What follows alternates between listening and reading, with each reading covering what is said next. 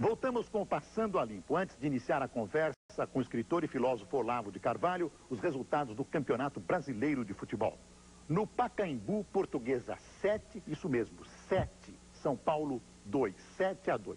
É a maior goleada do torneio até agora, não foi engano não. 7-2 para a Portuguesa contra o São Paulo. No Parque Antártica, Palmeiras 3, Vitória da Bahia 2. Na Vila Belmiro, Santos 4, Flamengo 1. Em Campinas, Guarani 2, Goiás 2. Em Caxias do Sul, Juventude 1, Internacional 2. No Recife, Esporte 5, Grêmio 0. E em Belo Horizonte, Atlético 2, América Mineiro 0. Você pode participar do Passando a Limpo por telefone, fax ou correio eletrônico. O telefone é 011-8261009, o fax é 011-8261320 e o e-mail é passandoalimpo@rederecord.com.br. Professor Olavo de Carvalho, obrigado por ter atendido ao nosso convite. Eu ia começar com uma pergunta que eu disse que ia fazer, mas vou começar com outra. Eu também me surpreendo às vezes. Acabamos de conversar com o professor Pastore, globalização, economia, regimes políticos, eleições. O senhor acha que a ideologia acabou no mundo? Existe ainda esquerda e direita? O marxismo ainda está vivo? Eu acho que ideologia não acabou, não. A história de, inclusive, dizer que o comunismo acabou, isso é um mito, né? Eu acho que ideologia é um componente central da história humana. Enquanto existir pessoas que queiram agir, enquanto existir poderes, tá certo, que querem determinar o curso da história humana, e enquanto eles discursarem, haverá ideologias, certamente. Né? E o senhor acha que o comunismo ainda existe na prática? Eu creio que sim, ainda é uma força atuante. A gente está vendo agora na Rússia que eles ainda têm um poder de pressão muito grande. E além disso, existe o que nós podemos chamar de comunismo residual. Quer dizer, que são princípios e conceitos marxistas que continuam atuando de uma maneira quase que subconsciente na avaliação que nós fazemos das coisas. Por exemplo, a ideia de que a luta de classes conduz à história, de que o fator econômico é predominante. Hoje praticamente todo mundo pensa assim. Mesmo pessoas que não são marxistas e muito menos comunistas, ainda tem essa tendência, né? É isso que Então, o senhor acha que imaginar que a história tem uma grande influência do poder econômico, da vida econômica, é sempre marxismo? Não, mas onde é um hábito, é um viés que é inaugurado pelo marxismo, né? E se torna uma coisa um pouco limitadora na medida onde as outras hipóteses são excluídas. Por exemplo, isto é o que fala, por exemplo, Alain Peyrefitte, no livro A Sociedade de Confiança. Ele diz que todos nós somos marxistas inconscientes. Quer dizer, que não submetemos ainda a um reexame este pressuposto marxista do predomínio dos fatores econômicos na história. Por exemplo, esse mesmo livro do Peyrefitte é uma demonstração da falácia desse pressuposto, né? Quer dizer que as ideias, a parte cultural, a psique, tudo isso tem uma força muito mais determinante do que a economia, mesmo porque até as ideias se tornarem realidades econômicas passam muitos séculos. Tudo aquilo que é feito na economia foi pensado muito antes. Quer dizer que é a cultura, é a inteligência humana que cria, vamos dizer, o quadro de possibilidades dentro do qual a história vai se desenrolar. Professor Olavo, boa parte da inteligência, chamada inteligência brasileira, é e era de esquerda muito marxistizada. Alguns professores até escreveram teses, escreveram livros inteiros e defenderam posições marxistas ou filomarxistas. Repetidamente o Brasil, junto com a queda do Muro de Berlim, dá uma grande virada e muitos deles hoje estão no poder. Inclusive notórias pessoas que ocupam posições extremamente importantes na vida brasileira. O senhor acha que eles se converteram ao capitalismo? Mais ou menos. Na verdade, o que não só o Brasil, mas parece que o mundo todo hoje caminha por uma espécie de síntese, no qual, por um lado, há um predomínio da economia liberal, mas o impulso, o anseio socialista se descarrega, então, em outros setores da atividade, como a saúde pública, a educação e a cultura, sobretudo. Então, nós estamos vendo essa mistura de economia capitalista com uma cultura socialista. Mas o senhor acha, por exemplo, que se preocupar com educação e se preocupar com cultura e com saúde é patente esquerdista? Não, mas acontece que desde o advento de um cidadão chamado Antônio Gramsci, a cultura se transformou no meio principal de acesso ao poder. Quer dizer, de acordo com a teoria de Gramsci, que teve uma influência muito grande na esquerda brasileira, toda a cultura é transformada num instrumento da política. E junto quando se fala de cultura, se inclui também a educação, as artes, a assistência psicológica, tudo isto Então, é englobado dentro de uma estratégia política geral. Então, não há mais autonomia cultural. Quer dizer, que a iniciativa da busca de conhecimento, da discussão de ideias, está todinha condicionada de maneira direta e muito brutal a um interesse político. O senhor acha que ainda está no Brasil totalmente condicionado? Bastante. Eu não saberia avaliar, porque isso aí essas coisas a gente compreende uns anos depois que se passaram. A gente precisa ter um certo recuo para perceber o estado de coisas, né? Então, acho prematuro para falar isso no Brasil agora. Mas até uns 5 ou 6 anos atrás, a coisa estava... Eu acho que toda a nossa vida cultural estava politizada. O senhor acha que o presidente Fernando Henrique Cardoso pensa diferente do que ele pensava, por exemplo, nos anos 60? Substancialmente não. Quando ele diz que ele é um social-democrata, bem, é o que ele sempre foi. Quando diz que é um gramsciano, sempre foi. Mas eu não acho que ele mudou. Eu acho que apenas se rendeu a certa evidência, tá certo, do sucesso da economia capitalista. Isso aí ele não pretende mais vencê-la. Agora, quando se fala de social-democracia, existe o que eles chamam de socialismo democrático. O socialismo democrático tem um verniz de social-democracia, mas não desistiu, no fundo, de tomar o poder, inclusive pelo uso da força. Então, há os sociais-democratas sinceros, entre os quais eu incluo o presidente da República, e há os que se fazem de social-democratas, mas são o que eles mesmos chamam de socialistas democráticos, democratas socialistas.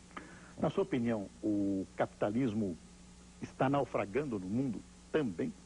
Não, de maneira alguma, mas o capitalismo é Estado puro, o capitalismo liberal não existe mais. Na verdade, nós temos hoje uma economia bastante dirigida. Desse ponto de vista, eu vejo o mundo de uma maneira um pouco negativa, porque nós vemos que o tipo de economia que vai se montando no mundo hoje, de maneira globalizada, não é uma economia capitalista, não é uma economia liberal, mas é quase uma economia fascista, quer dizer, um capitalismo monopolístico, tá certo? Com uma tendência dirigista e centralista muito grande. E corporativista. E corporativista, tá certo? E neste sentido, tanto quem se diz de direita quanto quem se diz de esquerda está contribuindo exatamente para isso.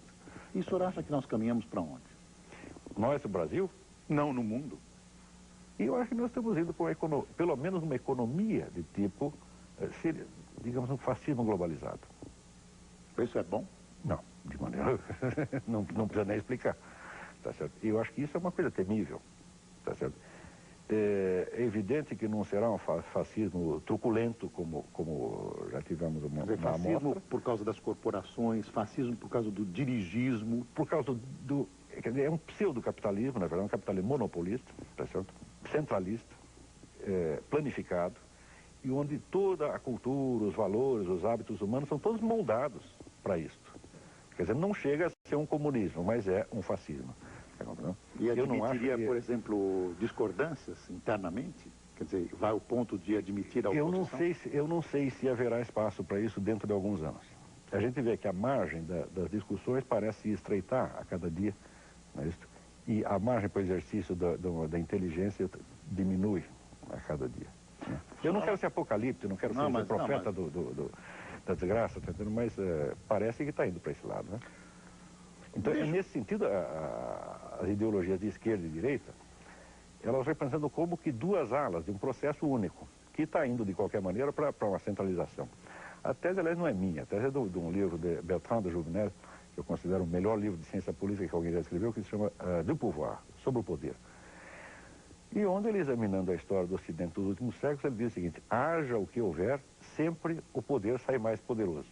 Quer dizer, o poder está sempre mais centralizado e sempre mais distante, né, do cidadão comum. Se nós vemos, por exemplo, qual o poder que tinha o senhor feudal sobre o camponês? Total. Total pela lei, mas que instrumentos efetivos ele tinha? Econômicos? Ele era o dono da terra? Não, de jeito nenhum. A legislação previa tantos limites ao exercício desse poder que, na verdade, ele ficava reduzido a uma superioridade muito pequena. Agora, se você pegar um governante de hoje, o governante de hoje tem poder total sobre populações inteiras. Não, quer dizer, então, na sua opinião, o senhor feudal tinha menos poder? Certo, não, isso não é uma opinião. Equívoco no qual eu incorro também? Não. O senhor feudal não tinha quase poder nenhum se comparado com o governante atual. Ele tinha mais direitos por lei, mas não meios de exercer o poder. Essa, a confusão toda vem de que, geralmente, a nossa cultura tende a identificar a história jurídica como se ela fosse toda a história. Então, Pela história jurídica, você vê que os direitos da população foram se ampliando. Mas se nós, em vez de atentar para a história jurídica, nós fizermos a história dos meios de poder, dos meios efetivos de poder, então o governante atual, ele é quase um deus. Mas esse poder emana do povo? Teoricamente. Mas na prática, nós sabemos que o problema não é esse. Por exemplo, os governos atuais, todos os governantes, não só os governantes, como as grandes empresas, têm meios de produzir a opinião pública. Não é isso? Estes meios, por exemplo, seriam impensáveis para qualquer governante antigo. Júlio César não pensaria numa coisa dessa. O senhor fala em publicidade e propaganda? Eu vou lhe dar um exemplo. Quando Luís XIV quis formar o seu exército, ele teve que ir pessoalmente de cidade em cidade, pedindo, pelo amor de Deus, para que se alistassem. Tá certo? E conseguiu formar um exército de 144 mil pessoas, que era o maior da Europa. Quando veio a Revolução Francesa, então se criou o recrutamento militar obrigatório. Em questão de algumas semanas, você tem um exército de 1 milhão de pessoas. E quem não quisesse ser alistado, ia para a guilhotina. Hoje, por exemplo, o serviço militar nos parece uma coisa inteiramente normal. Quer dizer, nós nos acostumamos com este privilégio da autoridade, então já não nos parece opressivo, porque nós nos acostumamos com tudo. Mas quando chega, então, esses grandes regimes totalitários do século XX, nazismo, fascismo, comunismo, bom, esse tem o direito de fazer o que quiser conosco. Quer dizer, diz aonde você vai morar, diz aonde você pode trabalhar, com quem você pode casar. Quer dizer, há um controle muito grande que os governantes da antiguidade, da Renascença, da Idade Média, da antiguidade, nem poderiam imaginar. Júlio César nunca pensou, tá certo, em ter, vamos dizer, um poder, por exemplo, de deslocar, digamos, 60 milhões de pessoas, como fazia Stalin, né? Temos que tirar esse sujeito daqui e botar lá. Essa ideia nunca ocorreu a Júlio César nem a Átila Uno, tá compreendendo? E lhes pareceria monstruosa, na verdade. Professor, eu vou pedir um tempinho para o intervalo e nós voltamos daqui a pouquinho conversando com o escritor e filósofo Olavo de Carvalho. Até já.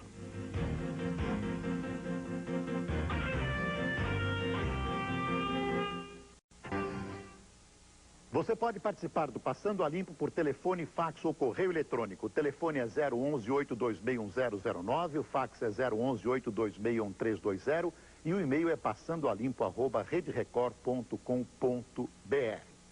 Professor, o senhor se envolveu em algumas vastas discussões sobre minorias. Por exemplo, a semana passada, ou retrasada, o senhor teve uma briga epistolar na Folha de São Paulo com a expressão está tudo negro, está preto, negritude. Como é que é isso, professor? O que acontece? Bom, ali acontece o seguinte, que houve uma entrevista do ministro da Cultura, Francisco Verfort, dizendo que o uso de expressões como denegrir e a situação está preta tem um fundo racista. O que é uma bobagem fora do comum, porque essas expressões não têm relação nenhuma com a cor da pele de quem quer que seja, porém, são expressões diretas da impressão de claridade e trevas, luz e trevas, que são impressões idênticas em todos os seres humanos. Tanto assim é que na própria cultura iorubá, o simbolismo das cores branca e preta é a mesma coisa, né? E eu duvido muito que o Chico Buarque, no samba dele, meu caro amigo, ao dizer que a coisa aqui está preta, ele estivesse se referindo a algum cidadão de raça negra. Ele está se referindo a um simbolismo primário, que é o da escuridão do cárcere. Mas a expressão judiar é uma expressão preconceituosa, ou não? Não, não necessariamente. Porque designa-se o mal que se faz a alguém. Esse alguém pode ser o próprio judeu. Quer dizer, quando judiou, a expressão não diz que quem judia é o judeu? Quer dizer, não é? Ao contrário, é tratá-lo como certas pessoas tratavam a um judeu. Veja, isso faz parte da própria natureza da linguagem. Toda a ciência linguística do século XX... Que não é essa a interpretação que se dá hoje no Brasil. A palavra judiar estão forçando para dizer que isso é uma maldade feita por judeu. Não, maldade feita por judeu, feita contra o judeu. Olha, toda a ciência linguística do século XX prova que as palavras não têm significados fixos, grudados nelas de uma vez para sempre, mas que dependem sempre do contexto. Qualquer análise linguística tem que levar ao contexto. Então você não pode dizer que tal palavra, tá certo? Ela tem conotação racista. Por definição, não existe conotação fixa. Quer dizer, a hora que chega um ministro da Cultura e diz isso tem uma conotação racista, ele está mostrando que não conhece a língua, não conhece os princípios elementares da linguística. Conotação fixa é absolutamente impossível, porque conotação é precisamente aquilo que o sentido de uma palavra tem de variável. Professor, a denotação pode ser fixa, não é isso? Mas a conotação, quer dizer, o valor associado, o valor subentendido, não pode ser fixo em hipótese alguma. Portanto, a mesma expressão pode ser usada com sentido racista ou com sentido não racista e até com o sentido contrário. Isso aí faz parte da mecânica natural da língua. Muito me espanta que tanta gente hoje ignore ou finja ignorar uma coisa dessa. Professor, o senhor manteve uma imensa polêmica com o reitor da PUC do Rio, sim, porque 3 jovens escreveram um artigo num jornalzinho estudantil, o indivíduo individualista. O indivíduo. O indivíduo, e acabou havendo, e que foram considerados racistas, e evidentemente não são. Pelo menos a expressão no artigo deles não era racista, a meu ver. Não era absolutamente. Mas a época que aprendeu o jornalismo. A posição que eles defendiam lá era exatamente a posição tradicional brasileira que nós recebemos de Gilberto Freire e Darcy Ribeiro. Quer dizer, o Brasil não é uma sociedade multicultural como a americana, mas é uma sociedade mista. Quer dizer, uma sociedade essencialmente mestiça. Tá certo? Nós temos quase metade da nossa população é mestiça. Ora, fica evidente que o problema das raças aí não se coloca de maneira idêntica ao que se coloca numa sociedade multicultural como a americana, onde há guetos separados, onde o pessoal de uma raça tem os seus representantes políticos, não conversa com o vizinho e assim por diante. Ou seja, o diálogo entre raças numa sociedade multicultural como os Estados Unidos é um diálogo político, feito através de seus representantes da sua elite. Agora, aqui não. Aqui o convívio das raças é feito diretamente. Para dizer como o rapaz do indivíduo, o editor do indivíduo, Pedro Sete Cama, que é meu aluno, rapaz muito inteligente, diz: o Brasil é o único país do mundo onde no programa árabe passa anúncio do programa judeu e vice-versa. É o único país do mundo onde o bairro árabe, por exemplo, no Rio de Janeiro, é o bairro judeu. Tá? E assim por diante. E a própria mestiçagem, quer dizer, se nós fôssemos realmente racistas, como é que conseguimos produzir 50% de mestiços? Né? Só se casaram com a pessoa de outra cor por vingança, para prejudicá-las, né? Tem pessoas que aí perguntam contra quem ele vai casar. Só se foi isso. E os nossos grandes escritores, nós tínhamos conversado antes do programa, Machado de Assis. Mas é exatamente. Machado de Assis, Cruz de Souza. Veja, já eram Cruz de Souza, Gonçalves Dias, quer dizer, já eram glórias no século passado. Tá certo? Já eram pessoas... Nessa polêmica, que eu não sei se acabou e como acabou, o jornalzinho foi apreendido, eles apanharam... Não, houve inicialmente um ato de violência que juntaram 100 militantes, eu creio que insuflados em parte pela própria reitoria, tá certo? Ou se a reitoria não insuflou, pelo menos foi conivente, e avançaram em 100 contra 3, quer dizer, um negócio de uma valentia extraordinária, né? O que eles escreveram literalmente era mais ou menos que havia negros que haviam escravizado negros. Isso é um fato histórico conhecido, porque a escravidão na África, ela existiu durante 1000 anos. E, note bem, quando no século passado a Inglaterra proibiu o tráfico, reprimiu o tráfico, quem se rebelou contra? Foram os potentados africanos, negros, do Sudão, que lucravam com isso. E lutaram de armas em punho contra os ingleses para manter a escravidão. Ou seja, não só a libertação dos escravos, como a própria ideia de que as pessoas de todas as raças devem ter os mesmos direitos, esta é uma ideia da criação da civilização do Ocidente. Agora, o que não tem sentido é o seguinte: o movimento negro começou reivindicando que os negros pudessem desfrutar, em paridade com os brancos, dos direitos e benefícios criados pela civilização ocidental. Isso é a coisa mais justa do mundo e isso não se discute. Porém, a partir do momento onde começam a obter esses direitos, o que eles fazem? Começam a exigir que esta civilização que lhes deu esses direitos seja condenada e que sejam exaltadas, em contrapartida, as culturas africanas que eram escravistas, tirânicas, tá certo? E na qual eles hoje não quereriam viver por nada deste mundo. Quer dizer, quem é que vai querer trocar a sua condição de cidadão brasileiro, de cidadão americano ou de cidadão inglês, tá certo? Para querer ser um súdito de um potentado sudanês, tá certo? Que pode escravizá-lo, vendê-lo.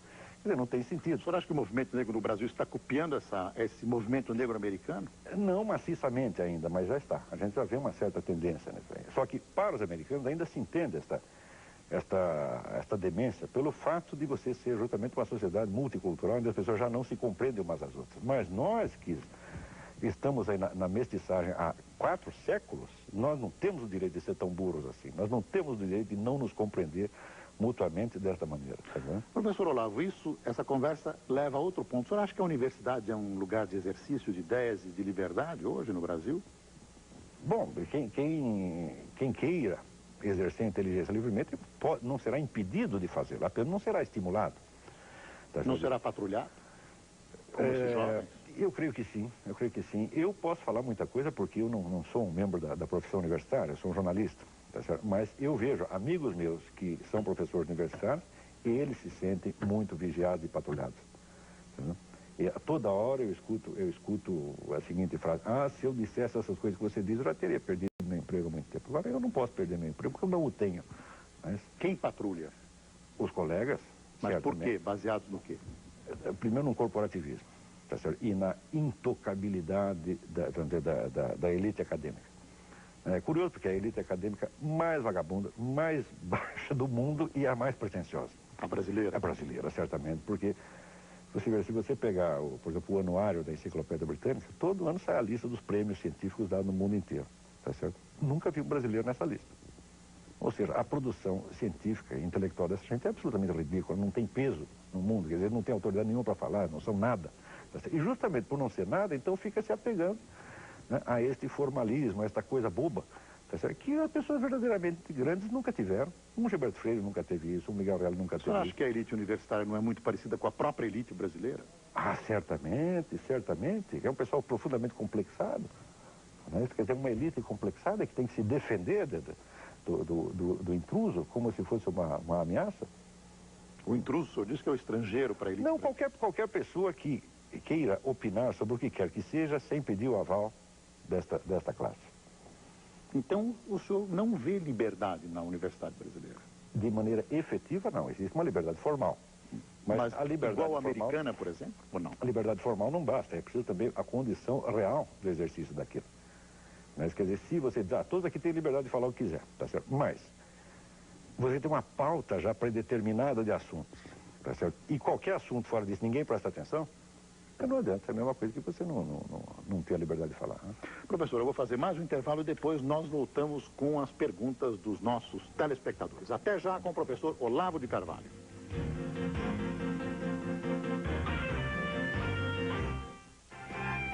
Passando a limpo, entrevistando o professor Olavo de Carvalho, que é escritor e filósofo. Professor, vou fazer as perguntas dos telespectadores para as quais eu peço respostas rápidas. Temos 15 minutos.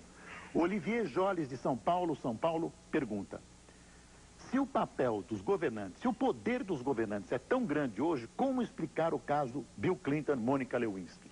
Bom, em primeiro lugar, o poder não é de cada governante em particular, mas do establishment, do sistema, do qual Bill Clinton não é senão um pequeno funcionário. Em segundo lugar, casos semelhantes de governantes que foram desmoralizados e derrubados por causa de conduta sexual irregular, isso aconteceu durante toda a história. Tá certo? Houve o famoso caso de Canossa, onde o Papa obrigou um governante aí praticamente um rei aí praticamente de joelhos pedir perdão por uma conduta irregular. Isso aí não é uma novidade. Mas a novidade é apenas o trâmite, a coisa complexa, que fica 2 anos discutindo o assunto, né, por causa da mídia. Mas isso não quer dizer que o governo americano não tenha muito mais poder do que qualquer governante da antiguidade. Pessoalmente, o senhor acha importante que o Clinton seja uma pessoa sexualmente ilibada? Não, pessoalmente, quer saber, eu acho isso absolutamente... Esse caso acho isso ridículo. Tá entendendo? Se fosse aqui no Brasil, todo mundo resolveria isso como uma risada. Né? Um belo elogio. E isso, veja, esta tolerância maior, essa é uma das características da nossa cultura, da qual nós temos que nos orgulhar. E é justamente esta tolerância maior que permite um convívio melhor entre raças, entre pessoas diferentes. Quer dizer, nós, em vez de valorizarmos aquilo que é bonito, que é glorioso na nossa cultura, que é invenção nossa, nós ficamos copiando erros de americanos. Não tem sentido, eles não têm nada para ensinar a nós, nem com relação a isso aí, né, como julgar um governante, e nem com relação ao problema de raças. O Nivaldo Cordeiro tem uma pergunta que não se perca pelo sobrenome, ele é economista. O que o professor recomendaria para um cidadão comum atomizado para resistir a esse processo de dominação das grandes corporações e do Estado? Nivaldo Cordeiro. Ele está referindo ao indivíduo. Ao indivíduo. O que um cidadão comum atomizado pode fazer para resistir a esse processo de dominação das grandes corporações? Bom, eu acho do ponto de vista da preservação da sua alma individual, da sua psique, tá certo? Eu acho que a grande defesa contra todo esse processo massificante está nas velhas tradições religiosas. O cristianismo, o islamismo, o judaísmo. Aí você tem um patrimônio de conhecimentos interiores da humanidade, onde não há massificação, a globalização que possa entrar. Quer dizer, existe um domínio dentro do ser humano que é um domínio secreto, íntimo, no qual nenhum governante pode entrar. Você tem que tentar se instalar neste neste centro de si mesmo, e para isso o guiamento é encontrado nos grandes sábios místicos das tradições antigas. Mas isso só do ponto de vista da alma individual, não estou falando em termos globais, políticos, né? O Cristiano Mestriner Rodrigues, que é um economista, pergunta que fim levou o caso dos estudantes da PUC do Rio no que tange as acusações que lhes foram imputadas sobre racismo. Depois ele pergunta qual a sua opinião sobre o movimento negro, que você já deu. Né? Bom, o que deu lá foi o seguinte: o reitor da PUC, o padre Jesus Hortal, afinou. Porém, afinou de uma maneira um pouco hipócrita, porque ele tinha feito as acusações num documento oficial da reitoria, e anunciando que ia puni-los. Depois, retirou as acusações e disse que desistia de puni-los, porém fez isso numa declaração à imprensa, sem cunho oficial. Isto não me parece uma conduta honesta. Aliás, eu já disse tudo o que eu pensava desse cavaleiro, né? E lamento que, pelo cargo, seja necessário chamá-lo de Vossa Excelência, porque eu não vejo excelência alguma ali. É ter excelência do cargo, evidentemente. Mas a pessoa agiu muito abaixo do que se espera. Você espera retidão, clareza de palavras, tá certo?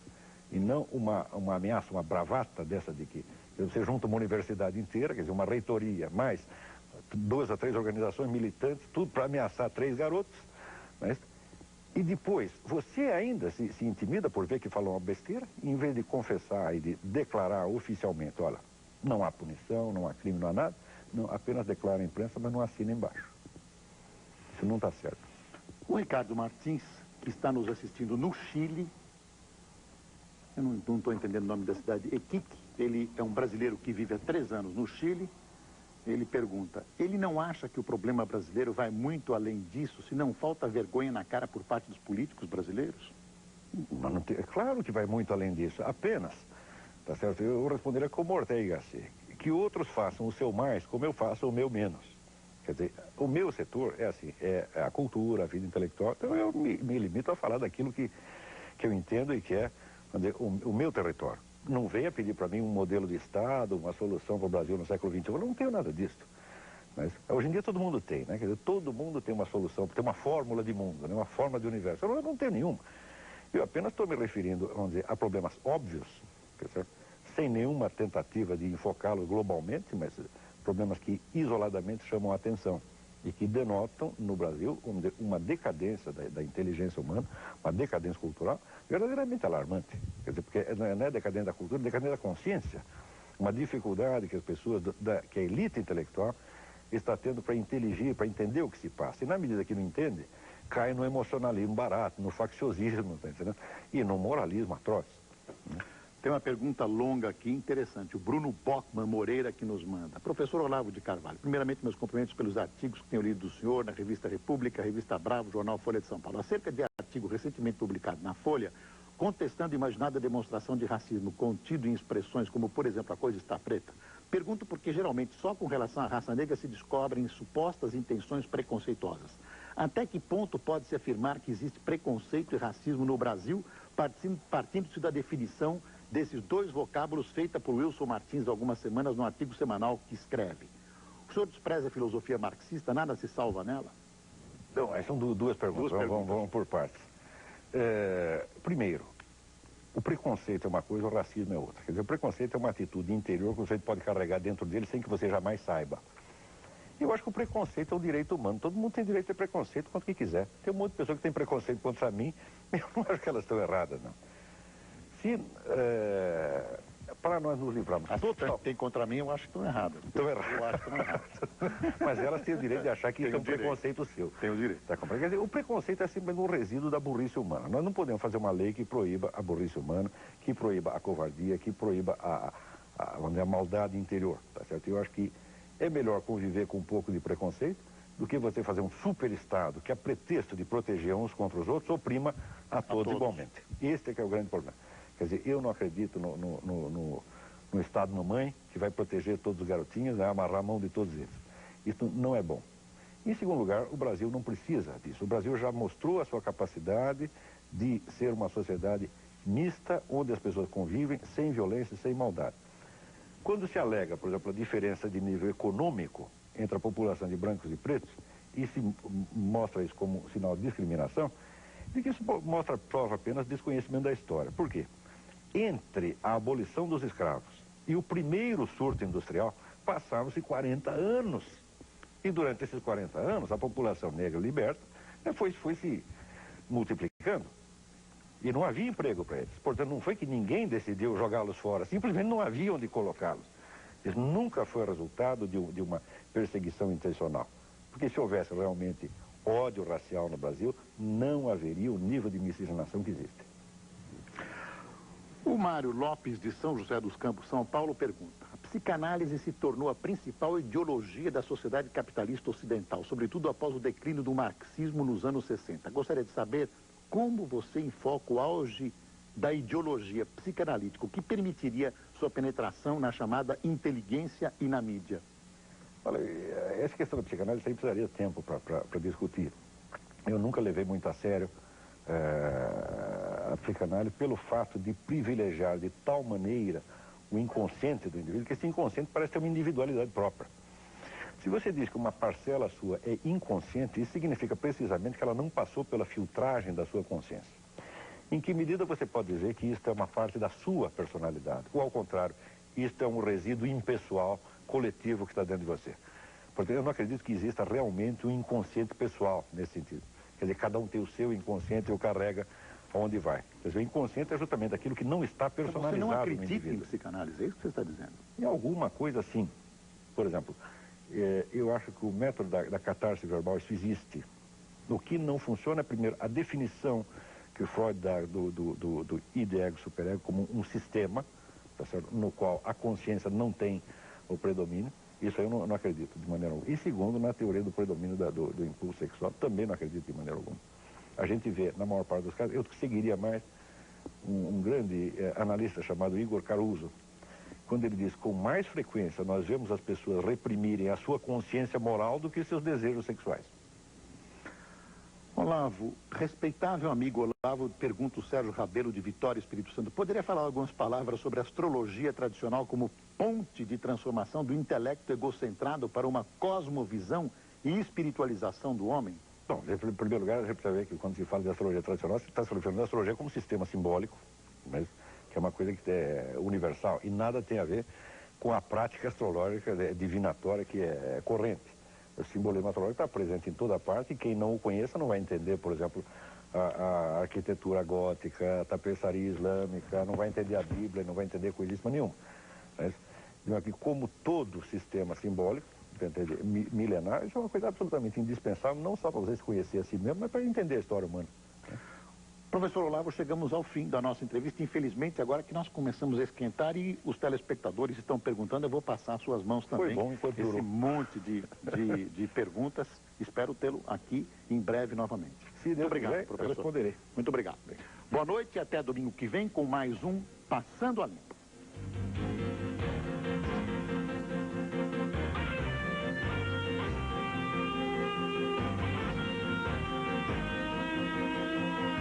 Informação, variedade, prestação de serviço. Fala Brasil, amanhã, 8 da manhã.